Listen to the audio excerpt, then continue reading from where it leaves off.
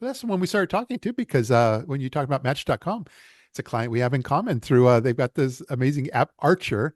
Yeah. And but I was blown away. It was just a few weeks ago, and I did not know you were working with them on this until I saw the video where you had David Archuletta, and he's what, the trophy ambassador? Yes, the chief trophy officer at Archer, like Archuleta. It was brilliant. I loved it. It was great. And he kind of gives like a whole Miranda Priestley moment.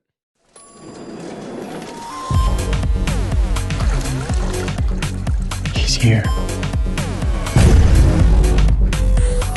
I'm gonna have to call you back. Archer, Archuleta, for the guys who know who they are and what they want. My job? Cutting out the guesswork so you can easily find your crush. Trophies make it simple. Who you are, what you're into. No vague hints, no wasted time. That's all.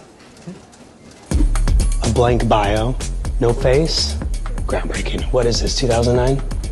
On Archer, every profile has a face. And with trophies, you know who's into bears, daddies, and that forever kind of romance. Trophies make your type obvious.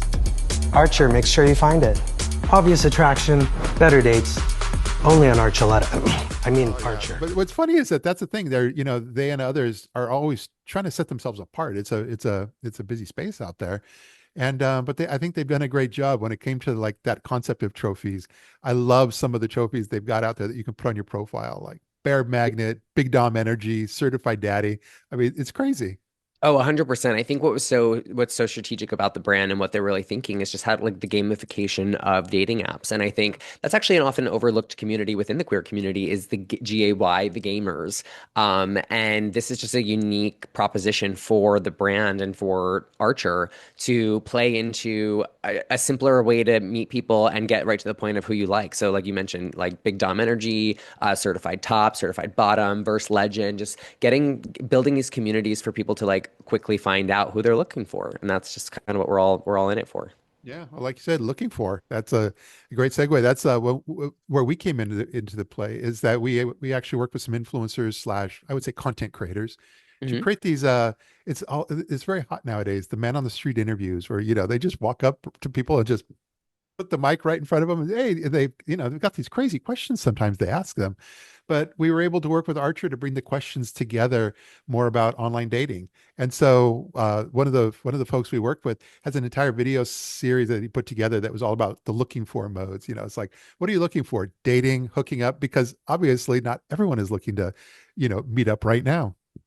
No, totally. And that's actually what's so unique about our community is I think a lot of what they were trying to do originally with dating apps was like take the model of how straight people date and then apply it to a queer audience or an LGBTQ audience and say, okay, like great, hopefully it will work. But I think what they noticed and just like again, the data says like people have different moods for what they're looking for. And yes, they can be, looking for a relationship, but they can also be just looking for a one-time thing. And that's just like that's what's and so important about having under people that understand the community and business leaders and marketing leaders really understand those nuances because that's just like we just have a totally different way of doing things and that's okay, but it's exciting and it's what makes our community so unique.